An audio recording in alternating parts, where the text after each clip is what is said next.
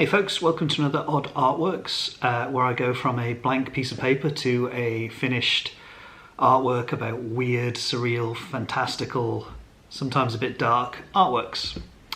Today I'm going to go through what is becoming kind of a typical illustration job for me.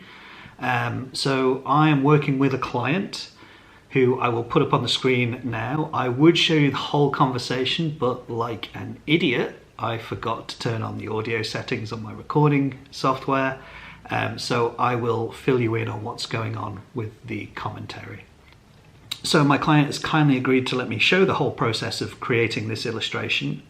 So what I will do is I will go through my roughs and my ideas and then produce a rough artwork which I will send to him via our normal form of communication, which happens to be Facebook. He'll give me some feedback on that, and based on that I'll produce a final artwork. Okay, as always, if you like these videos, give them a like, and if you want to see more, subscribe to the channel. But without further ado, here's the process of creating an illustration for a client. Okay, so my client this time is Clever Unicorn Games, and I'm working with a chap called Chris Winterburn, who designed Weird Alchemy, a game which the company put out probably about this time last year, and I produced around 40 artworks and all the box art and everything for. It's actually a really fun game where you try and get rid of all your monsters, and the monsters are sort of a regular thing crossed with a fantastical thing.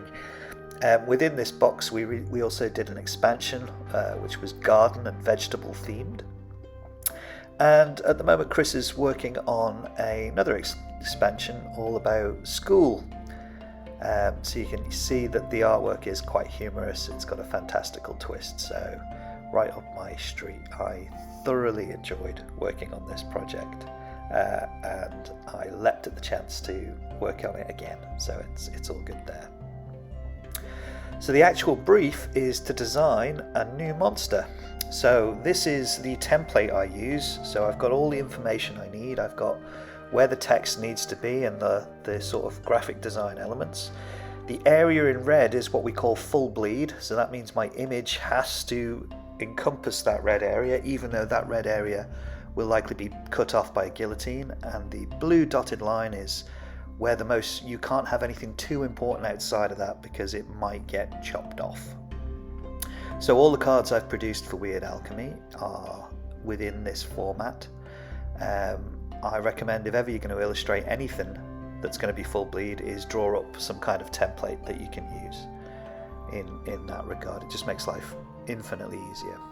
So for the brief itself, Chris decided to throw me a bit of a curveball. He wanted a character with multiple heads. We haven't got any teachers in this school expansion yet, so he decided he wanted a maths teacher, and we kind of agreed on a hydra. So you can see in my initial thumbnails I'm looking at just shapes, not worried about detail as always, and once I'd sort of was happy I had a rough idea, I thought, right, well, what do these things look like? So I sketched up, digitally of course, what I thought one of these heads might look like as a base, so then I could start giving them all bits of character in that. So this was a relatively fast process because I've done quite a lot of these monster cards now. So this is the one I decided I was going to start working with. You can see very little detail. I've really just made sure that the character stands out. The background is almost, there's hardly anything there, which I do end up changing with these cards because they are quite small and they are character focused. I really try and make the character the main thing, so I'm less worried about background at this point. So again, this is probably something I'd never show a client. These are just my rough workings out, just to make sure I get everything in the right place and try and sell the idea of a maths teacher that's also a hydra. So I start with detail. So I decide the most important thing is the hydra's heads. And I also wanted them all to have little bits of character, so you can see one of them's got glasses, one of them is grinning, a couple of them look quite miserable. Because, well, he's a maths teacher at the end of the day. I don't think I've ever met a happy maths teacher. Not that I've met a lot of maths teachers, but still, you know, so again, just trying to get that idea across and that sense of character, which I think is a big selling point for Weird Alchemy. And you know, Chris gets a big kick out of me doing weird characters, and you know, he's the client at the end of the day, so he's got to be happy. Okay, a big change here. So once I'd figured out the character, I kind of thought I wanted to contextualize him a little bit more. So I ditched the book that he was holding, or the grade papers, and sort of have him kind of pondering a maths question. And so I made the whole background pretty much a classroom with crazy made-up calculations on the board. I feel like this sort of grounds him a little bit more. We've got the fantastical element with the Hydra, and this just kind of shows that he's maybe a mathematician or something like that in more detail. You know, again, the background isn't really the most important part of this image. It just, you know, helps sell the idea that this thing has a job. This is the rough that I send off to Chris. So this is where he can kind of see the compositional elements, the sort of mood of the piece, and then we'll have a discussion about colour via our contact via Facebook in this case. I should say we use Facebook, but I've done clients with phone calls, emails, Discord, whatever. So based on his feedback about colour, he wanted purples and blues for this one. So I first of all kind of tried to make the background quite cold, quite knocked back. With these more character-focused pieces, I tend to start colouring the background first, so I know how bright I can go with the character, or how bright I need to go with the character to make them really pop and stand out, because, as I said, they're the main selling point. Chris is pretty good. We've got a good working relationship, so you know, he kind of knows what I'm going to do. He's seen enough of my work to understand that, so you know, if he's got any major concerns, he'll voice them, but otherwise we crack on.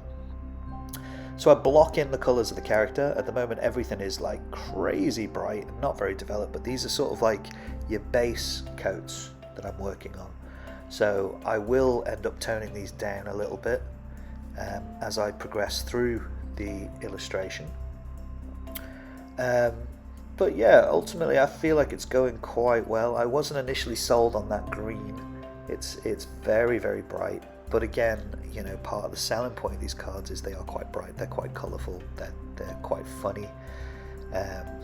Actually, a major source of influence when I first started doing these were the Garbage Pail Kids cards from the sort of mid-80s. As a kid, I loved those cards. I thought they were brilliant. So again, I changed the hue of the thing. I add a little bit more warmth to it. And in doing so, I end up making that carpet that he stood on quite bright, which I end up knocking back a little bit later. I've gone in and added highlights and shadows to the character, you know, including all the heads and the shirt and everything else. I haven't really done any of the shadows beneath the character yet to sort of ground him in the environment that he's in, but that comes now. So you can see I've also tried knocking it back. I've put like a blue filter over the top to sort of try and get those blues across. I think this was actually the artwork I initially sent to Chris as the final.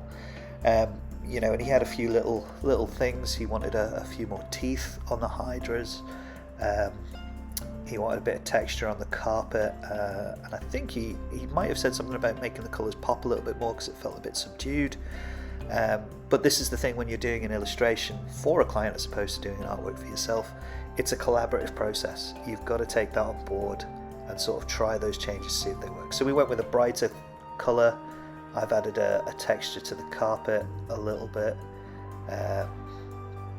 So yeah, I think that's probably the finished artwork. You know, I just tweaked a few things, tidied a few things up, and at the end of the day, Chris is happy, I'm happy. I don't know if this will end up being a full 3 monster set, or whether this will just be a monster by itself. We'll have to wait and see on that one. But yeah, you know, quite an enjoyable little process to show you here, which is the back and forth and the changes that you make on an artwork that has a bit more of a context than the stuff I've done on the channel so far. So yeah, there you go. Okay folks, I hope you enjoyed that. I will post a link in the description to Clever Unicorn's YouTube channel, which has everything you could ever possibly want to know about making board games and things like that. It's extremely interesting. Chris talks to a lot of interesting people about the process of making games, so make sure you check that out if that's something you're interested in. As always, folks, if you liked the video, give it a like, and if you want to see more videos, subscribe to the channel, and I'll see you next time. Take it easy, folks. Bye now.